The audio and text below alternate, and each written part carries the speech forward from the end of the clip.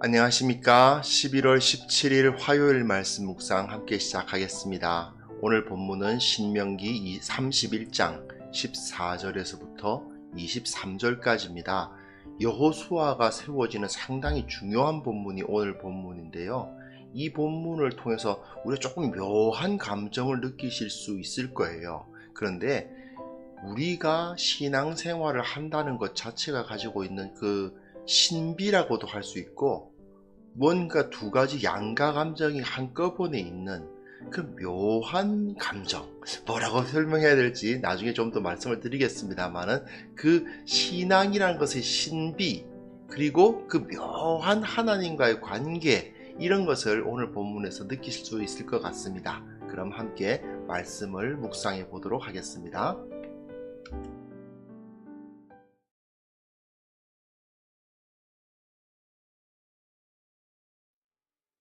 여호와께서 모세에게 이르시되 네가 죽을 기한이 가까웠으니 여호수아를 불러서 함께 회막으로 나아오라. 내가 그에게 명령을 내리리라. 모세와 여호수아가 나아가서 회막에 서니 여호와께서 구름 기둥 가운데에서 장막에 나타나시고 구름 기둥은 장막 문 위에 머물러 있더라. 또 여호와께서 모세에게 이르시되 너는 네 조상과 함께 누우려니와 이 백성은 그 땅으로 들어가 음란히 그 땅의 이방신들을 따르며 일어날 것이요 나를 버리고 내가 그들과 맺은 언약을 어길 것이라.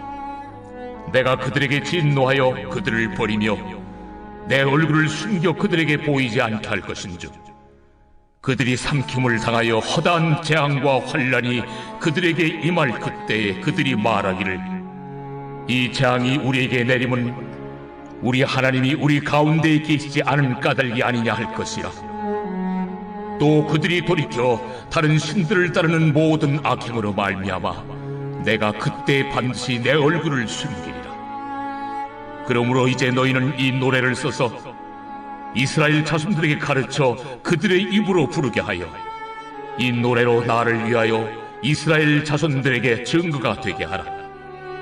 내가 그들의 조상들에게 맹세한 바 젖과 꿀이 흐르는 땅으로 그들을 인도하여 드린 후에 그들이 먹어 배부르고 살찌면 돌이켜 다른 신들을 섬기며 나를 멸시하여 내 언약을 어기리니 그들이 수많은 재앙과 환난을 당할 때에 그들의 자손이 부르기를 잊지 아니한 이 노래가 그들 앞에 증인처럼 되리라. 나는 내가 맹세한 땅으로 그들을 인도하여 드리기 전 오늘 나는 그들이 생각하는 바를 아노라. 그러므로 모세가 그날 이 노래를 써서 이스라엘 자손들에게 가르쳤더라. 여호와께서 또 눈의 아들 여호수아에게 명령하여 이르시되 너는 이스라엘 자손들을 인도하여 내가 그들에게 맹세한 땅으로 들어가게 하리니 강하고 담대하라. 내가 너와 함께 하리라.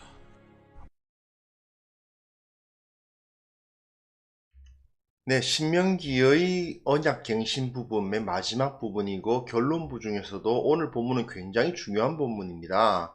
자, 결론부, 제가 이렇게 결론부를 이렇게 그 카이스틱 스트럭처로 이렇게 분류를 해 놓았는데요. 사실 여기서 절수로 가만히 보시면 아실 수 있는데 32장이 그 조그맣게 되죠.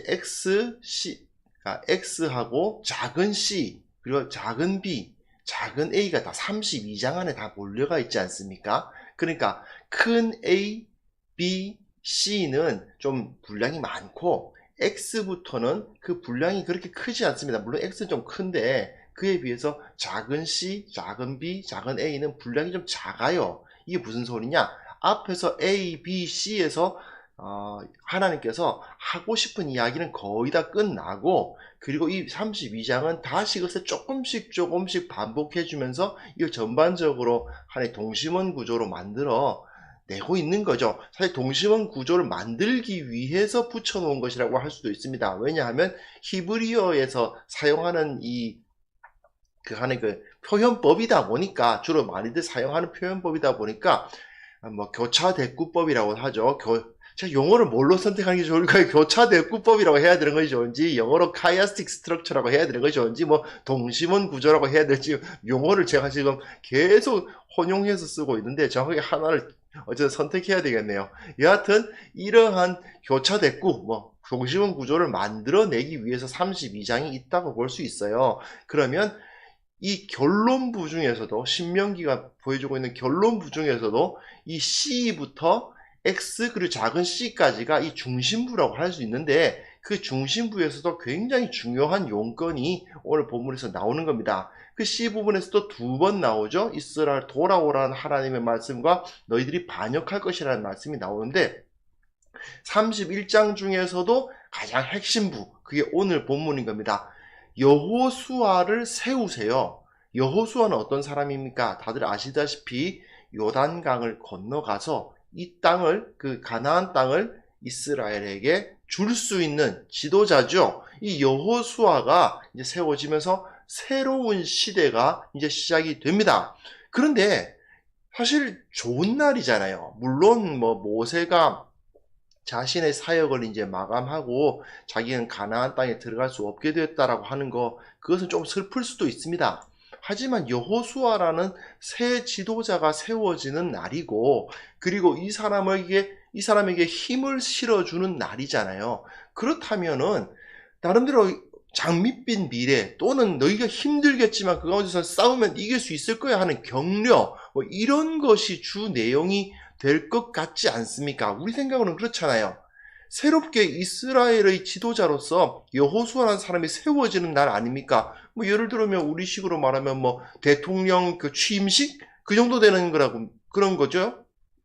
그런데 그 취임식 날에 아주 그냥 좀 우울한 전망을 말씀을 하십니다. 하나님께서.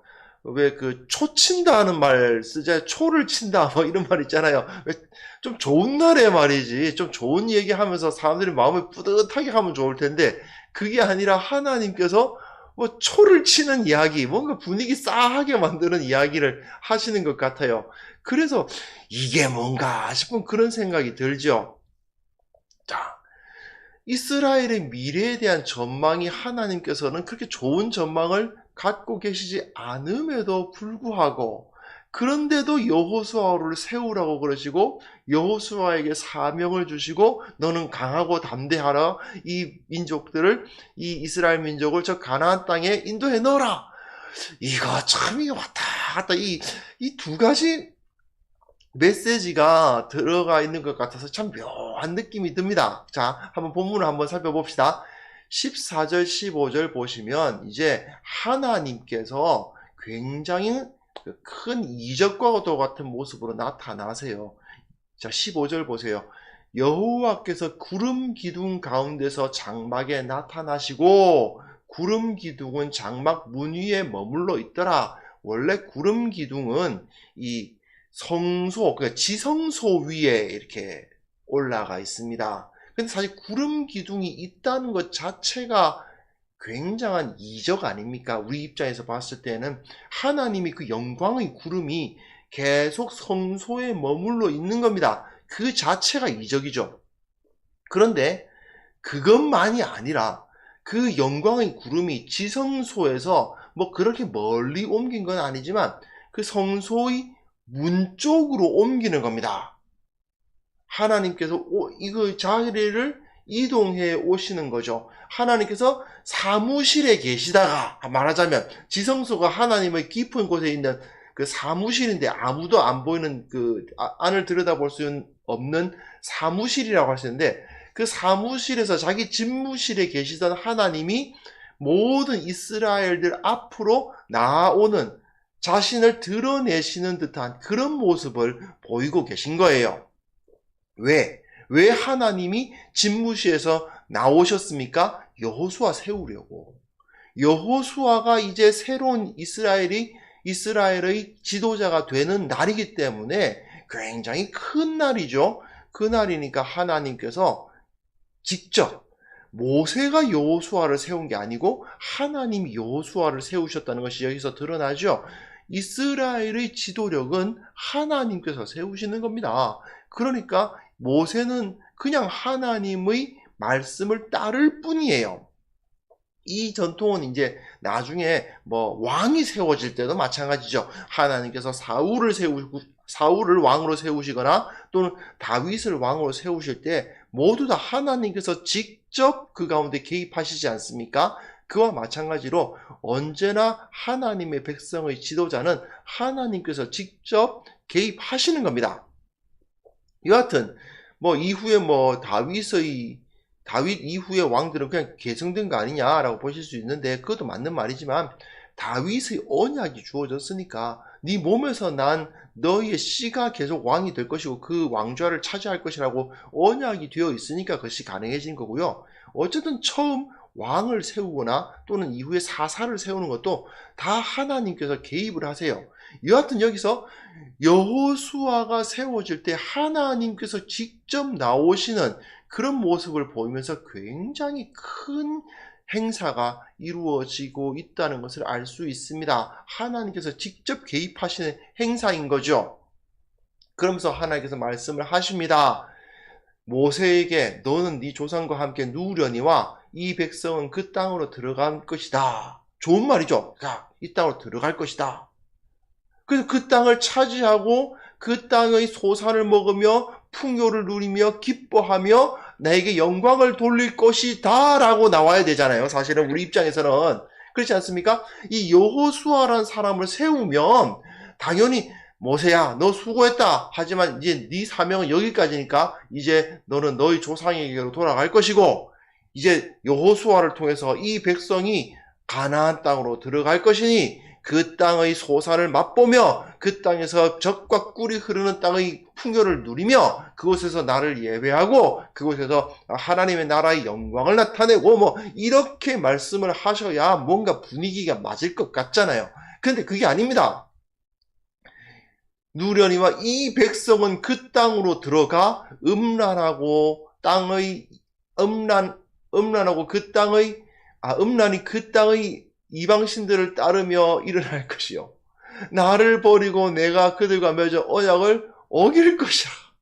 내가 그들에게 진노하여 그들을 버리며 내 얼굴을 숨겨 그들에게 보이지 않게 할 것인즉 그들이 삼킴을 당하여 허다한 재앙과 환난. 아니 도대체 왜 가나안 땅에 들어가게 하시는 거죠? 좀 이상하잖아요. 그들에게 재앙과 환난이 임하고 뭐 그들이 재앙이 우리에게 내리면 우리 하나님이 우리 가운데 계시지 않은 까닭이 아니냐 뭐 할 것이다. 그들이 돌이켜 다른 신들을 따른 모든 악행으로 말미암아 내가 그때 반드시 내 얼굴을 숨길 것이다. 아니 왜 이러시는 건가요? 굉장히 이상하잖아요. 그죠? 굉장히 묘한 느낌이 듭니다. 아니 도대체 왜 여호수아를 왜 세우시는 거예요? 이제 모세까지고 나는 이제 모세까지만 너희들 인도하고 나머지 여호수아부터는 너희들이 알아서 해 라고 말씀하시는 건가요 지금? 굉장히 이상한 느낌이 듭니다. 아니 생각해 보세요. 아니 이럴 거면은 도대체 왜 하나님께서 가나안 땅을 주시겠다고 약속을 하시고 그 땅에 들어가라고 하시는지. 그럼 맨 마지막 오늘 보면 맨 마지막 절 23절 보시면 가나안 땅에 들어갈 그 대장으로서 여호수아에게 너는 강하고 담대해서 널 데리고 들어가라 이러시잖아요. 그건 또 뭔지 이거 참 이해가 안 됩니다. 자 그런데 이 좋은 날에 하나님의 말씀을 주어지는 이유, 이것이 하나님께서 이런 말씀을 하시는 이유에 대해서 우리가 좀 생각을 해볼 필요는 있습니다. 왜 그러냐? 이스라엘의 지도자를 왜 세우시느냐? 예, 이스라엘이 반역할 거기 때문에 그래요. 배반할 거기 때문에. 그러니까 어떻게 하셔야 돼요? 이스라엘이 배반을 할 거니까 이스라엘이 되도록 배반하지 않도록 그들을 바른 길로 인도할 지도자가 필요한 거예요.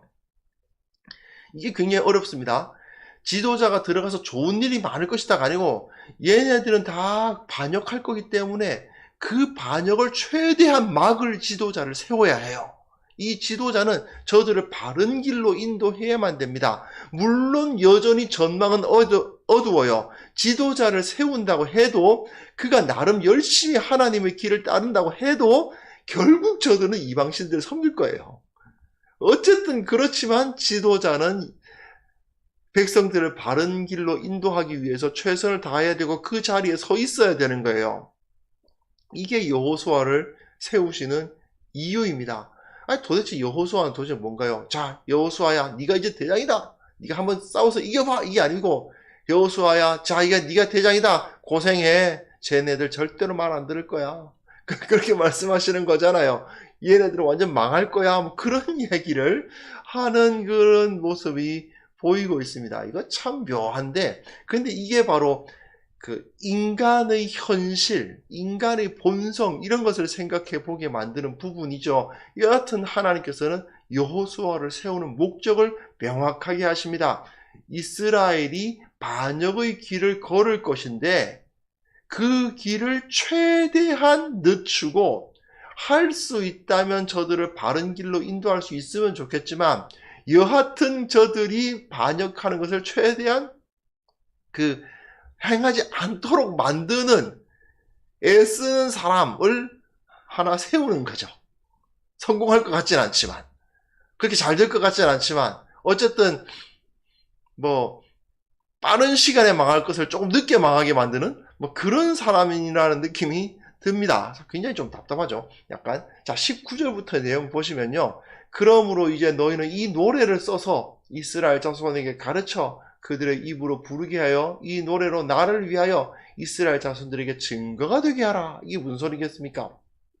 하나님은 너희들에게 약속 다 지키셨는데 너희가 약속을 어겼기 때문에 망하는 것이니 나중에 원래 이 노래라는 것은 좀 전파 속도가 길잖아요. 오랫동안 가지 않습니까? 제가 어릴 때 불렀던 노래 또는 저희 뭐 부모님 또 할아버지 세대에서 불렀던 노래가 지금까지 내려오기도 하잖아요. 그러니까 노래를 하나 만들어 가지고 이스라엘 자손들에게 증거를 만들어라는 것입니다.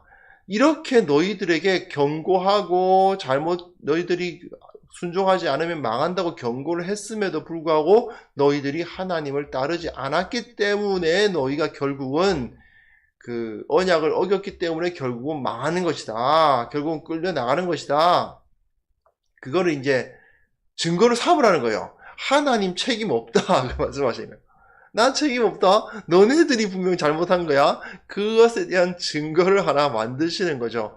내가 그들이 조상에게 맹세한 바 젖과 꿀이 흐르는 땅으로 데려다 주셨는데 그들이 먹어 배부르고 살찌면 돌이켜 다른 신들을 섬기며 나를 멸시하여 내 언약을 어길 거다. 그들이 수많은 재앙과 환난을 당할 때에 그들의 자손이 부르기를 잊지 아니한 이 노래가 그들 앞에 증인될 것이다. 이 노래가 불렀던 노래가 있으니까 그 노래를 보면서 그 노래가 참 있었지. 왜 이 노래가 이런 노래를 하고 있는지를 이제 알겠네. 뭐 이렇게 된다는 거죠. 참 그래서 모세가 이제 내일 본문부터 나올 이 노래를 이제 가르치는 그런 내용이 기록이 되어 있어요. 이게 참 애매합니다. 느낌이. 그런데 거의 뭐 제가 볼 때는 이걸 읽으면 이거 뭐 거의 악담이에요. 악담에 가까운 수준의 그런 초치는 말씀을 하고 계시는데 이제 가나안 땅 들어가서 정복 전쟁을 감당해야 될 사람들이 뭐 사기를 팍팍 꺾는 듯한 느낌이 듭니다. 하지만 하나님은 인간의 본성을 너무나도 잘 알고 계셨고 그들이 반역을 막기보다는 막을 수 없기 때문에 반역했을 때 자기 잘못임을 인정하게 만드는 것이 더 중요하다. 그것이 더 필요하다고 판단을 하신 거죠. 그러니까 인간들이 생각했을 때 하나님을 섬기지 않고 내가 잘할 수 있어. 이런 생각들을 그런 자신을 하는 것이 얼마나 어리석은지를 깨달으라고 이런 메시지를 주고 계신 것입니다. 결국 은혜를 베푼 건 하나님이시고 인간은 사실 한 것이 없다는 것을 인정하고 오직 하나님을 섬기며 살아야 되는데 그렇게 하지 않고 인간들이 자기 힘을 믿고 자기 똑똑한 거 믿고 그렇게 하다가 다른 절 보니까 이쪽이 하나님 여호와 하나님보다는 바알이 좀 나은 것 같아 이러면서 바알을 섬기다가 결국은 망하고 그런 일들을 당하고서야 결국 하나님께로 돌아오는 뭐 그런 상황들을 하나님께서는 이미 예견하고 계신 거죠. 그런데 아이고, 제가 23절을 제가 준비를 안 했네요. PPT에서 PPT가 지금 날아가 버렸습니다. 죄송합니다. PPT 본문이 날아가. 23절 제가 한번 읽어볼게요. 여호와께서 또 눈의 아들 여호수아에게 명령하여 이르시되 너는 이스라엘 자손들을 인도하여 내가 그들에게 맹세한 땅으로 들어가게 하리니 강하고 담대하라. 내가 너와 함께 하리라 하시니라. 여호수아에게 뭐라고 말씀하시냐 하면은 너는 이스라엘 자손들을 인도하여 내가 그들에게 맹세한 땅으로 들어가게 할 것이다. 강하고 담대하라. 내가 너와 함께 하리라. 지금까지 이렇게 악담해 놓으시고서는 또 여호수아에게는 강하고 담대해서 이 백성을 이끌어 넣으라고 말씀을 하세요. 이게 또 뭘까요? 자, 지금까지 이스라엘의 범죄에 대한 예언을 다 했고 또 내일 본문 봐도 모세를 통해서 이스라엘의 범죄에 대한 예언이 막 이어질 거예요. 그래서 이게 뭔가 싶지만 그럼에도 불구하고 하나님 여호수아에게 이스라엘 자손들의 약속의 땅으로 인도하게 하시는 거죠. 굉장히 양쪽으로 서로 이제 전혀 안 어울리는 거 두 개가 한꺼번에 있죠. 그리고 강하고 담대하라고 너와 함께 하겠다고 그렇게 약속을 하십니다. 죄악으로 가득 찬 세상 가운데에서 모든 사람이 다 하나님을 떠날 것 같은 그런 상황에서도 하나님은 여호수아 같은 자를 세우셔서 정말 어떻게 보면 안 될 것 같은 일을 시키시는 거죠. 왜요? 하나님께서 어쨌든 그와 함께 하시고 그 일을 이루실 거니까요. 이스라엘이 잘나서 가나안 땅을 정복한 게 아닙니다. 여호수아라는 한 명의 바로선 신앙인에 의해서 이스라엘이 그 땅을 차지한 것이죠. 사실 이스라엘 전체를 다 본다면 여전히 죄악에 있고 여전히 절망적입니다. 하지만 그곳에 여호수아 같은 사람 한 명, 갈렙과 같은 사람 한 명, 소수의 몇 명의 헌신자들이 서면 그곳에 하나님의 나라가 이루어지고 하나님의 영광이 나타난다는 것을 보여주시는 겁니다. 자, 모세가 오늘 그 여호수아 세우는 이 이야기를 읽어보면요, 무슨 그 이야기가 또 떠오르냐 하면요, 사실은 예수님께서 마지막 만찬 자리에서 제자들과 언약을 맺으시는 모습이 떠오릅니다. 예수님께서는 이 제자들이 전부 다 자기를 버리고 도망할 걸 다 알고 계셨어요. 그죠? 그 중에 대표격이었던 베드로는 3번 부인할 거 다 알고 계셨어요. 너네들이 나를 따라오겠다고? 아이고, 꿈 깨라. 이러고 계셨잖아요. 그죠? 안 되는 겁니다. 얘네들은 나를 따라올 자들이 못 돼. 네. 그러니까 어떻게 하십니까? 예수님 혼자 하신 거예요. 하나님 앞에서 한 명의 순종한 사람, 한 명의 거룩한 사람에 의해서 하나님의 나라가 세워진 거지, 그 12명이 이룬 게 아니었어요. 그런데 그럼에도 불구하고 예수님은 어떻게 하십니까? 이 불성실한 제자들을 자기 후계자로 세우시잖아요. 이 불성실한 제자들에게 언약을 맺으시고 그들을 통해서 하나님의 나라를 이루게 하시잖아요. 이게 바로 신앙의 신비인 겁니다. 우리가 하나님의 나라에 합당합니까? 전혀 합당하지 않습니다. 우리가 예수님을 따를 만한 인간들이 그런 인격이 됩니까? 택도 없는 얘기입니다. 그렇죠? 안 되는 겁니다. 우리가 무슨 하나님의 나라를 위해서 일하고 우리가 무슨 주님 앞에서 거룩하고 정결하고 말도 안 되는 이야기, 완전히 그야말로 그 마음속에 그 죄악으로 가득한 녀석들을 데려다가는 너네들이 거룩한 나라를 이루어라, 이 땅에 예수 그리스도의 향기를 드러내라, 하나님의 영광을 선포하라, 이러시는데 이게 말도 안 되는 것 같죠? 바로 오늘 본문이 그런 거 아닙니까? 여호수아 세웠는데 얘네들 다 배반할 거야. 그거나 이 자기 제자들과 마지막 만찬을 나누시면서 언약을 맺으시는데 너희들이 다 나를 버릴 거야 라고 하시는 거나 너무 비슷하잖아요.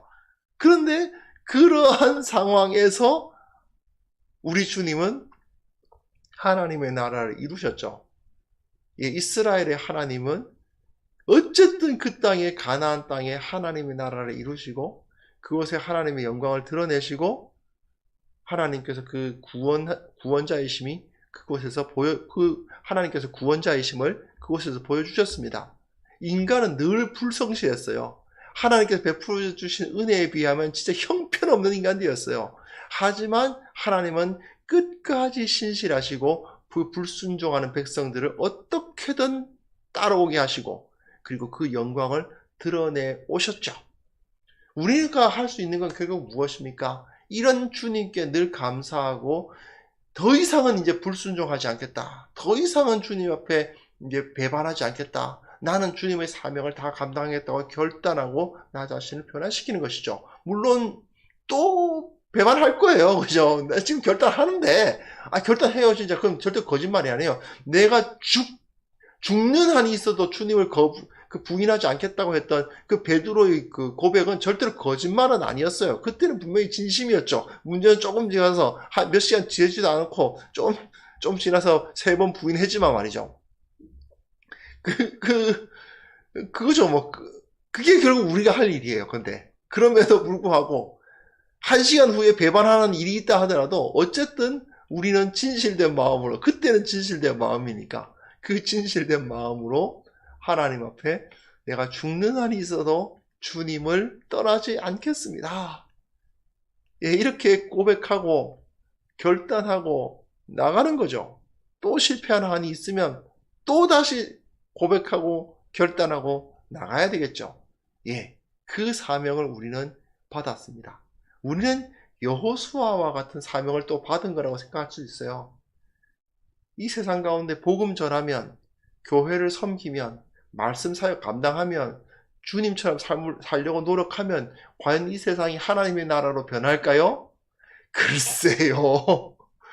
안 될 것 같아요. 안 될 수도 있고요. 전망은 그렇게 밝지 않아요. 그러나 그럼에도 불구하고 하나님께서는 여호수아에게 뭐라고 말씀하십니까? 너는 강하고 담대하라.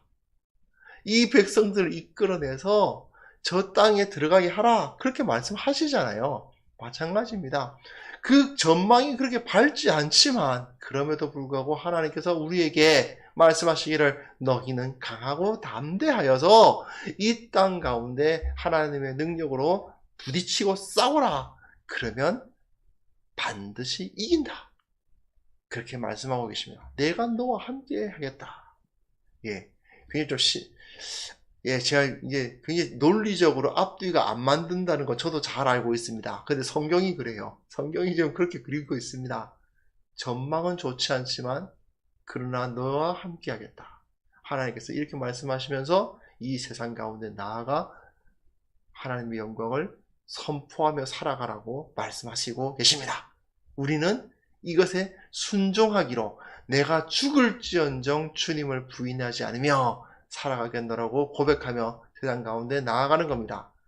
1시간 후에 배반하고 30분 후에 배반할지도 모르지만 그러나 그럼에도 불구하고 우리는 다시 한번 나 자신을 붙잡고 주님 앞에 나아가서 주님 앞에 거룩한 삶을 살기로 결단하는 것입니다. 이것이 바로 우리의 신앙생활입니다. 신비롭고 묘하고 어떻게 보면 역설적이고 모순되어 보이지만 우리는 이러한 삶을 통해서 예수 그리스도의 모습으로 점점 닮아가는 겁니다. 이 시간 함께 기도하면서 주님께서 우리에게 어떤 사명을 주셨는지 한번 생각해보고 주님께서 나에게 주신 그 사명 내가 이 시간 감당하겠습니다. 결단하는 시간 함께 가졌으면 좋겠습니다. 기도하겠습니다.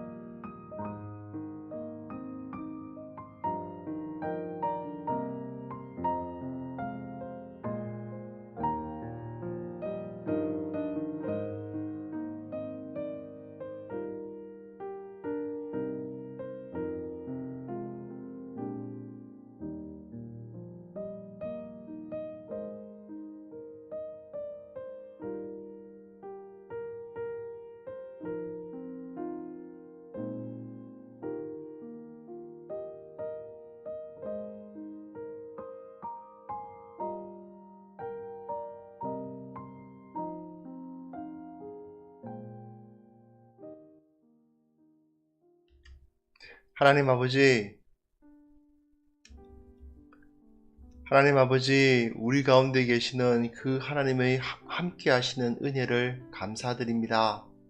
주님, 우리가 주님 보시기에 너무나도 죄가 가득하고 너무나도 한계가 많고 죄성으로 부패해 있음을 온전히 고백합니다. 그러나 주님께서 우리에게 이 사명을 주셨사오니 최선을 다해서 이것을 극복하고 바른 길을 선택하는 자들이 되기를 원합니다. 베드로가 고백했듯이 내가 죽을지언정 주님을 부인하지 않겠노라고 고백하며 우리가 오늘 하루를 시작할 수 있기를 원합니다. 지금 최선을 다해서 주님의 길, 주님께서 기뻐하실 만한 길, 주님께서 우리와 함께 하실 만한 길, 그 길을 걸어갈 수 있도록 도와주옵소서. 나의 인생을 먼저 주님께서 주시는 올바른 길로 인도해 나가기를 원합니다. 또 내가 영향력을 끼칠 수 있는 주위 사람들에게 그들의 인생을 하나님을 기쁘시게 하는 길로 인도할 수 있기를 원합니다. 주님께서 우리와 함께 하시고 성령으로 충만케 하여 주시옵소서. 나의 인생, 내 주위 사람들의 인생, 내 가족들의 인생을 주님께서 기뻐하시는 그 길, 승리의 길, 십자가의 길로 우리가 인도할 수 있도록 주님 우리와 함께 하여 주시기를 원합니다. 주님께서 우리에게 얼마나 큰 은혜를 베풀어 주셨는지 정말 기억하고 늘 감사하고 늘 주님을 찬양하며 살아갈 수 있기를 원합니다. 혹 오늘도 주님 앞에 부끄러운 부분들이 생긴다면 즉시 회개하고 주님께로 돌아오는 자들이 되게 하여 주옵소서. 늘 정결하기 위해서 노력하게 하시고 늘 말씀대로 살기 위해서 최선을 다하게 하시고 그걸 통해서 궁극적으로는 승리하고 궁극적으로는 평안하고 진정한 형통함과 평탄함을 누리는 그러한 귀한 주의 백성들 다 될 수 있도록 주님 우리와 함께 하여 주옵소서. 오늘 주님께서 모든 것을 이루어 주시기를 원합니다. 전염병의 소식이 다시 우리를 위협한다 하더라도 또한 여러가지 경제적인 어려움들이 우리 눈앞에 펼쳐진다 하더라도 그것을 두려워하지 아니하고 주님께서 나와 함께 하신다 이 사실을 믿고 의지하며 기뻐하며 주님을 찬송하며 살아가는 오늘 하루 되게 하여 주옵소서. 예수님의 이름으로 기도합니다. 아멘.